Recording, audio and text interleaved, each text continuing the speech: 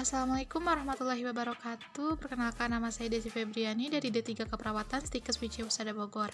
Pada kesempatan kali ini, saya akan menjelaskan tentang sistem kardiovaskular.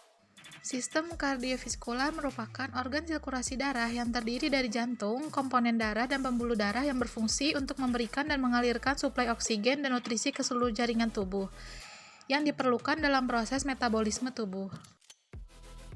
Yang pertama ada jantung. Jantung adalah organ muskular berongga yang bentuknya menyerupai piramid atau jantung pisang. Merupakan pusat sirkulasi darah ke seluruh tubuh. Terletak dalam rongga toraks pada bagian mediastinum. Otot jantung bersifat lurik sehingga dapat berkontraksi secara ritmis dan otomatis. Jantung memiliki lapisan perikardium, miokardium, dan endokardium. Jantung terdiri dari basis cordis dan artery cordis. Ruang jantung terdiri dari atrium dextra, vertical dextra, atrium sinistra, vertical sinistra. Jantung diserafi oleh serabut saraf simpatis dan parasimpatis. Bunyi jantung yang pertama berbunyi loop, yang kedua dup, yang ketiga lemah dan rendah, dan yang keempat kadang-kadang dapat didengar segera sebelum bunyi pertama. Selanjutnya adalah pembuluh darah. Pembuluh darah adalah prasarana bagi aliran darah ke seluruh tubuh. Fungsi pembuluh darah adalah mengangkut atau transportasi darah dari jantung ke seluruh bagian tubuh dan mengangkut kembali darah yang sudah dipakai kembali ke jantung. Fungsi ini disebut sirkulasi darah yang mengandung makanan, sisa metabolisme, hormon, antibodi, dan lainnya. Selanjutnya, aliran darah tubuh terdiri dari aliran darah koroner, portal, pulmonal, sistemik.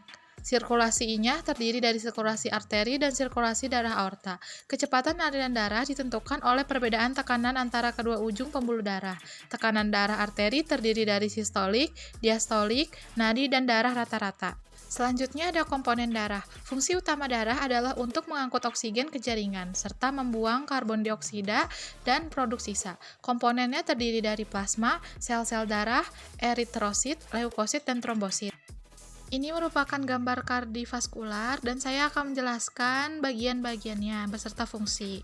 Yang pertama ada aorta, merupakan pembuluh darah arteri terbesar yang langsung terhubung dengan jantung dan bertugas mengalirkan darah kaya oksigen dari jantung ke seluruh tubuh. Yang kedua ada superior vena cava, adalah pembuluh darah yang menerima darah dari kepala dan kedua tangan. Darah yang dibawa mengandung banyak CO2. Yang ketiga ada pulmonary artery, bertugas memompa darah menjauhi jantung tetapi membawa darah yang sudah terdeoksinasi. Yang keempat ada pulmonary vein, sebagai fungsi pembuluh darah pada kulit. Vena ini satu-satunya vena yang membawa darah yang kaya oksigen, berfungsi membawa darah dari paru-paru ke atrium kiri jantung. Selanjutnya ada left atrium, area penyimpanan darah kaya oksigen dan menerima darah bersih dari paru-paru. Lalu ada mitral valve, memisahkan serambi kiri dan balik kiri, berfungsi untuk menjaga darah agar tidak kembali masuk ke serambi kiri. Lalu ada aortic valve, katup yang memisahkan ruang utama dengan aorta. Tugasnya memberikan darah beroksigen ke seluruh tubuh. Lalu ada left ventricle, memompa oksigen dari darah ke seluruh tubuh melalui aorta. Lalu ada perikardium, meluminasi jantung selama berdenyut dan mencegah gesekan yang menyakitkan antara jantung dan organ sekitarnya.